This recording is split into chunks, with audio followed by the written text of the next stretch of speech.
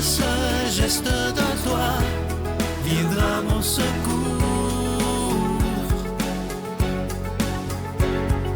Viens semer dans mon âme le grain de l'amour. Je traverse un désert et je meurs de soif. Montre-moi le mystère qui garde la foi. Bonjour, bienvenue à votre émission La Victoire de l'amour en ce samedi 31 août 2024. J'espère que vous vous portez bien chez vous. On rejoint tout de suite pour sa chronique l'abbé Stéphane Roy et à l'homélie, ce sera le père Gauthier.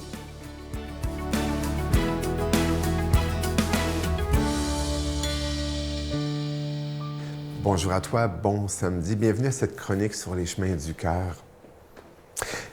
L'autre jour, je revoyais une homélie que j'ai fait un dimanche et je te parlais que c'était dans l'évangile de la vigne. Hein? Et puis, je te disais que la joie de Dieu, c'est qu'on porte du fruit. Hein? Mais je te disais que c'était pas le même fruit pour tout le monde. Hein? Et l'image que j'utilisais, c'est qu'on n'était pas toutes dans une chaîne automatisée. On n'est pas toutes on ne doit pas toutes être des mêmes copies. Hein? Non, non, non. On n'a pas à copier-coller quand il s'agit de nos vies, quand il s'agit de notre cœur, quand il s'agit de notre sainteté.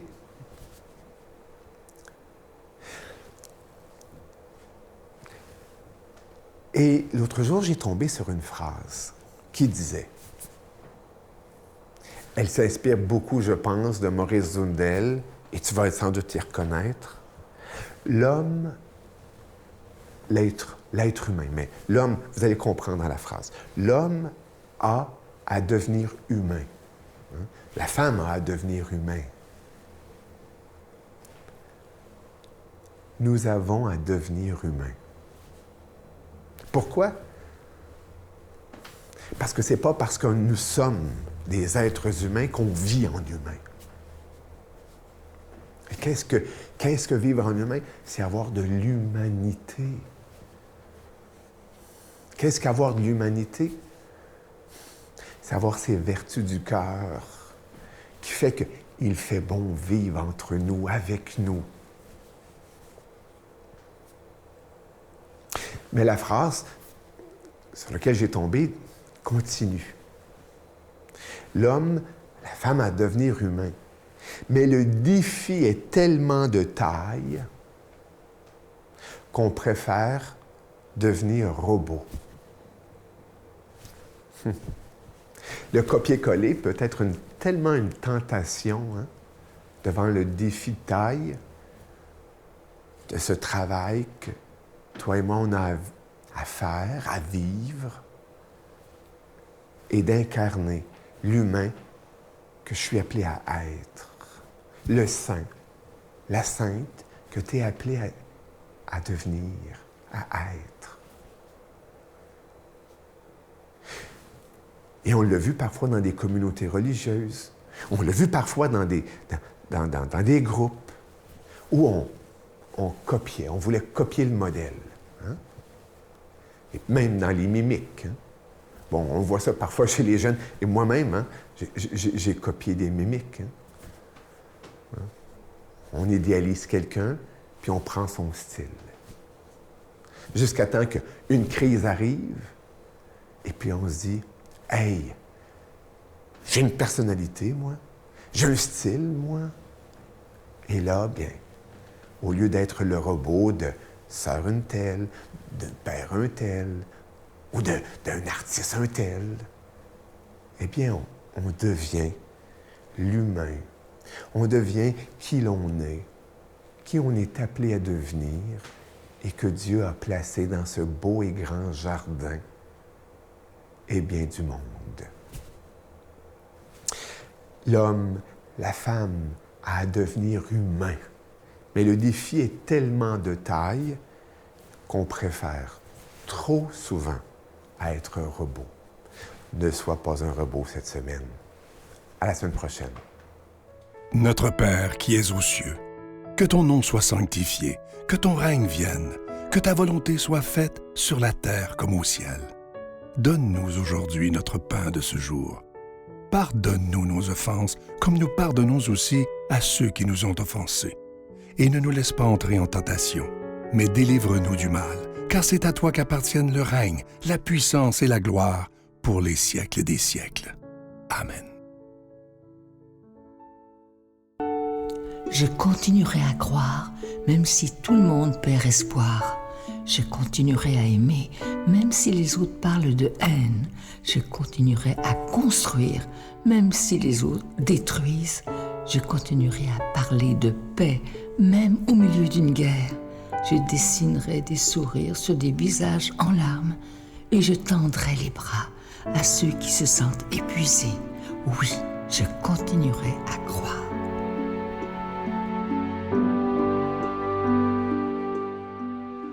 Je suis tellement content de vous parler de ce magnifique cadeau du mois. Je trouve qu'on est chanceux qu'il y ait eu le temps de le faire. Il s'agit d'un livre de quelqu'un qu'on aime tous beaucoup. Il fait les chroniques le jeudi matin. Je dois vous dire qu'il est très, très, très aimé. Et moi aussi, je l'aime beaucoup. D'ailleurs, je les écoute tous, évidemment. Il s'agit du nouveau livre de Martin Larocque qui s'intitule « À tous les victorieux, les victorieuses et ceux qui doutent encore ». Il commence toujours ses chroniques comme ça. On a décidé de mettre le titre. C'est un beau livre de chevet. Il y a un peu un résumé des chroniques qu'il a fait. Il a ajouté des choses. Et c'est un livre à laisser traîner parce que c'est facile à comprendre, c'est écrit en gros caractères et avant de se coucher, évidemment, c'est très bien, mais n'importe où, ce qui est bien de ce livre-là, comme il me l'expliquait, c'est que tu peux l'ouvrir n'importe où et tu vas trouver quelque chose pour toi. Alors, je vous rappelle le titre, « À tous les victorieux, les victorieuses et à tous ceux qui doutent encore ». Je vous rappelle que c'est avec un don de 25 $ et si vous en voulez deux, avec un don de 40 $, je vous donne l'adresse, La Victoire de l'Amour, case postale 120, succursale Boucherville à Boucherville, le J4B 5E6. Je vous la redonne, La Victoire de l'Amour, case postale 120, succursale Boucherville à Boucherville, le J4B 5E6. Également par téléphone, par carte de crédit du lundi au jeudi de 8h à 17h dans le 514-523-4433, 523-4433 ou sans frais le 1-888-811-9291, 1-888-811-9291 et aussi sur notre site Internet, je vous rappelle qu'il est un moyen très sécuritaire, rapide et efficace de faire votre don, le www.lavictoiredelamour.org. Je vous rappelle le livre, vous le voyez à l'écran présentement. Merci de votre grande générosité. Oui, c'est pour les victorieux et les victorieuses, mais pour ceux qui doutent aussi.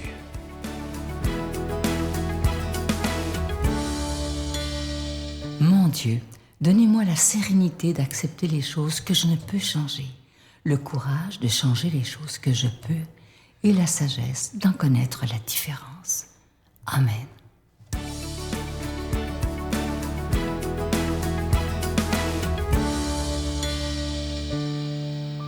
Bonjour frères et sœurs.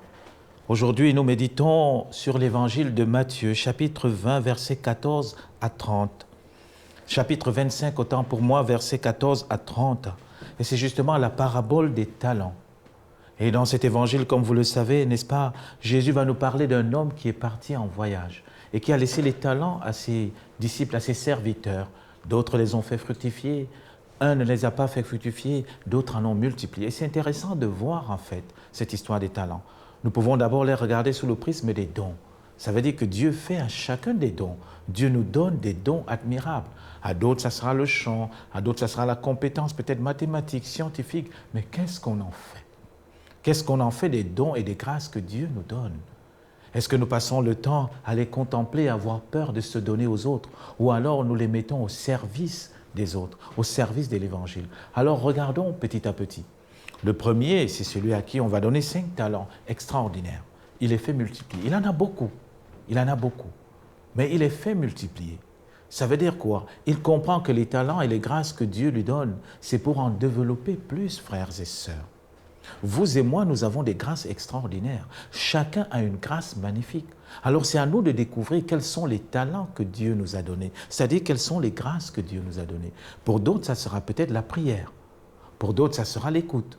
Pour d'autres, ça sera la compassion. Pour d'autres, même, ça sera une présence, frères et sœurs. Je prends l'exemple dans nos familles. Quels sont les talents que nous avons?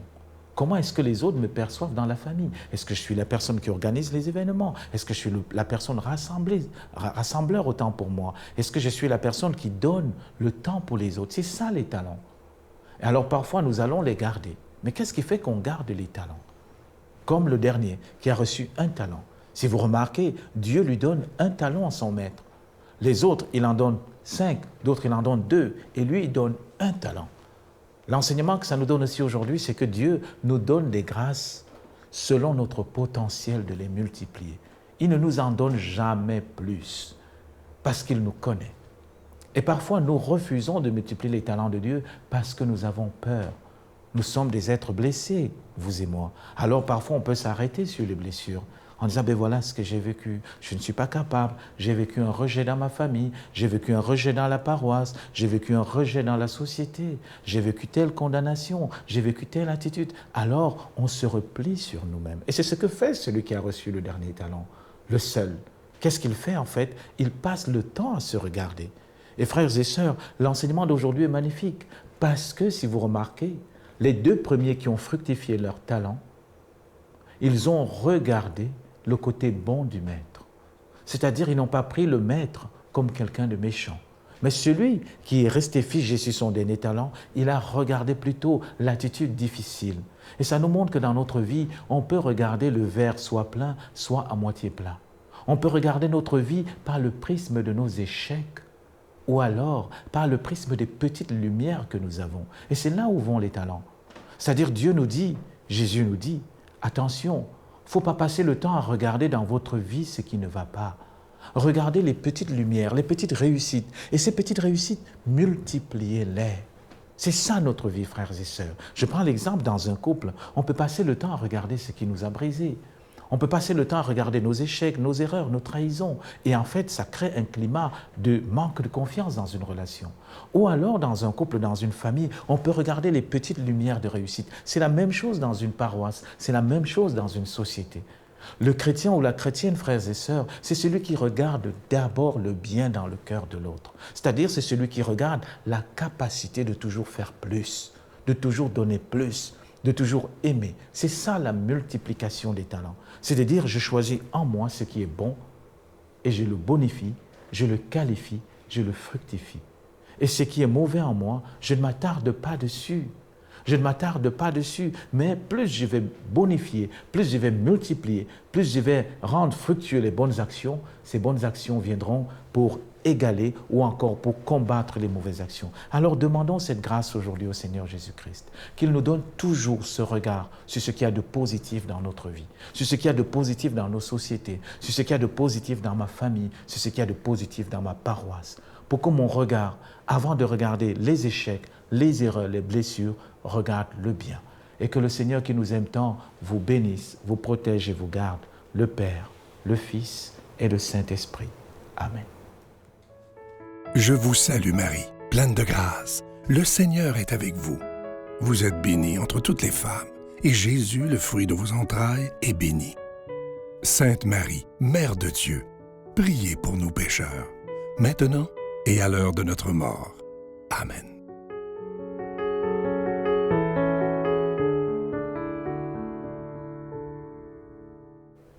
Je vous souhaite un bon long week-end de la fête du travail. Prions pour tous ceux qui ne peuvent pas prendre congé. Prions pour tous ceux qui se cherchent du travail, tous ceux qui ont des soucis dans leur travail. Portons-nous dans la prière les uns les autres.